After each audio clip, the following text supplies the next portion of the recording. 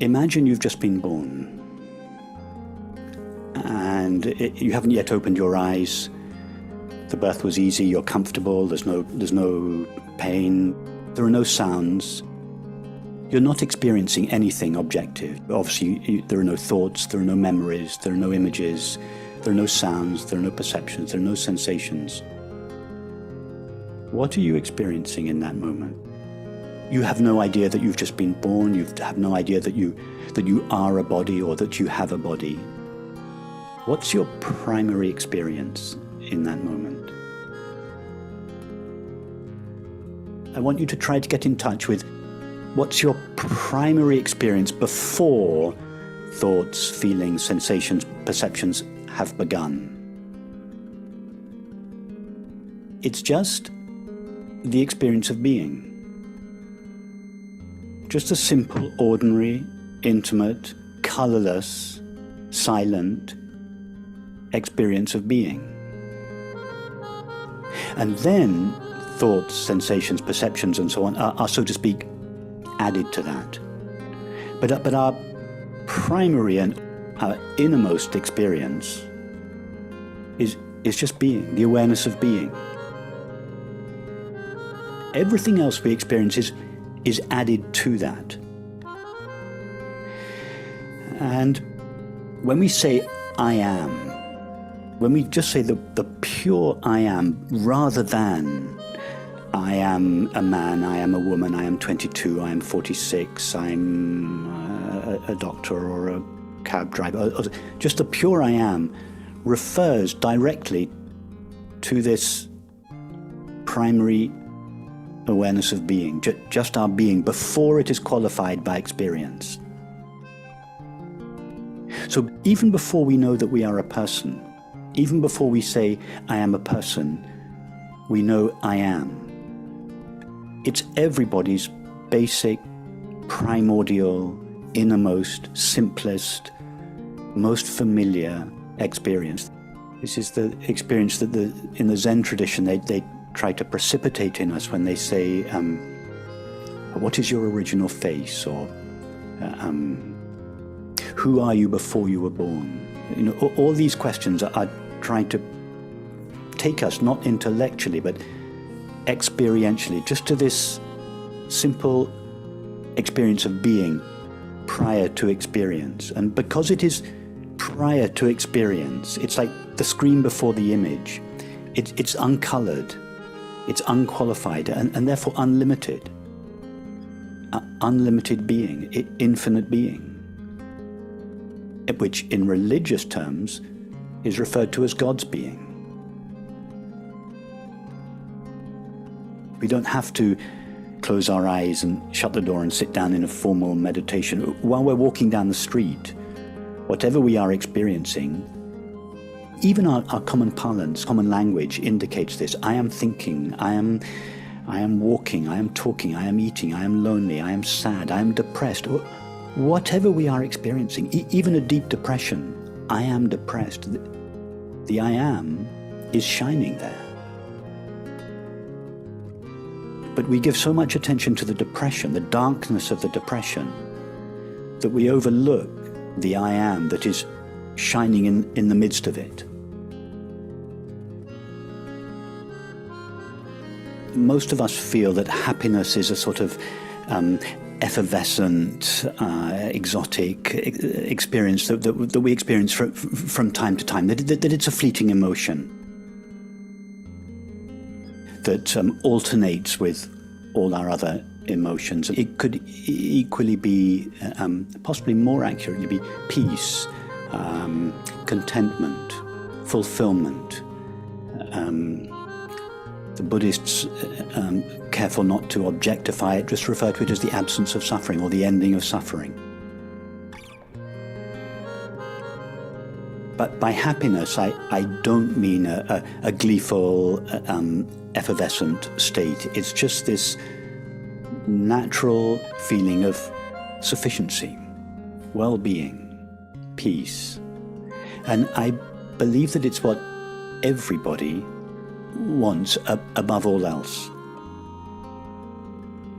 Sufficiency, plenitude, just the way things are, the way I am now, the way things are is sufficient. I don't need anything. I'm not in a state of either seeking, straining at the edges of the now, looking for the next experience, nor am I in a state of resisting. I don't like what happens. I don't like what is happening. I want what is not happening. Just a state of ease with one's present experience, not seeking anything, not resisting anything, not wanting anything. Just, I am exactly where I want to be. And that's the experience that we call happiness. I'm full, I'm complete, I'm whole. We normally think that happiness is an emotion that fluctuates with all our other emotions.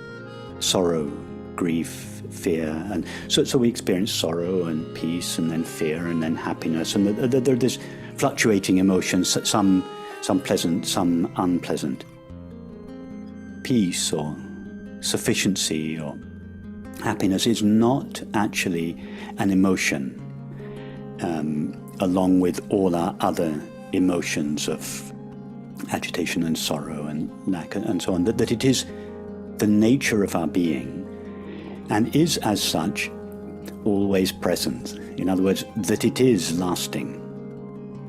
So if this happiness is the nature of my being and I am always present, then surely I should be experiencing it all the time.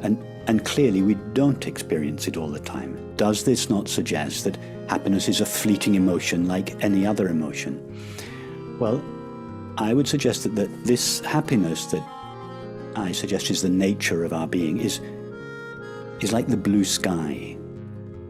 It's always present, but that doesn't mean to say that it's always seen. So this happiness that is the nature of our being is always present. In other words, it is lasting, but that doesn't mean that it's always experienced. Why is it not always experienced? Because it's covered up by the grey clouds of our emotions. Now, so you have a grey sky, a sky that is completely covered in grey clouds. That would represent the state of someone who was suffering, was unhappy. And then imagine the grey clouds part, and the little patch of blue sky becomes visible. Now, one might say, to begin with, oh, a blue cloud has appeared in the sky. But it's not a blue cloud. The blue cloud would represent a fleeting appearance of the blue sky. But the blue sky is not fleeting. The blue sky is lasting. It's always there. What happens when the clouds part is that it suddenly becomes visible. It's not created in that moment. It was always there. It just becomes visible. So what I'm suggesting is that this peace or quiet joy or sufficiency that is the nature of our being is always there because it is our being. But it gets covered over by the clouds of experience. And then when these clouds dissipate, or when there's a pause in the flow of emotions, the background of happiness shines briefly or for some period of time before it's closed over again. And this makes us think that happiness is a fleeting emotion that fluctuates with all our other emotions. But that's like saying the blue sky is a fleeting cloud that fluctuates with all the other clouds.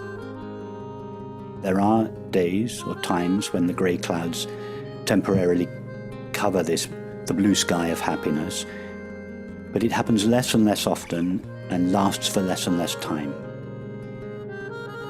Everybody in the world is in search primarily of happiness. That's what everybody wants. This is what they want on the inside. What could be more valuable in everyone's search for happiness to know that happiness is the very nature of their being? Because the vast majority of people are seeking happiness in objects, substances, activities, states of mind, relationships. And then when those have failed us sufficiently often, we then start seeking for happiness. We rebrand it enlightenment, and we then start seeking for it in the religious and spiritual traditions. Peace and happiness are the nature of your being. That takes care of our inner life. And we share our being with everyone and everything. This sharing of being is the experience we refer to as love. That's what love is, the felt sense that we are one, that we share our being. We all share our being. We share our being with all people, with all animals, with all things, and with all of nature. And I think humanity will go on in a state of conflict ad infinitum until this understanding, the understanding that we share our being, that being is one, that we are one, it becomes the foundation of our society.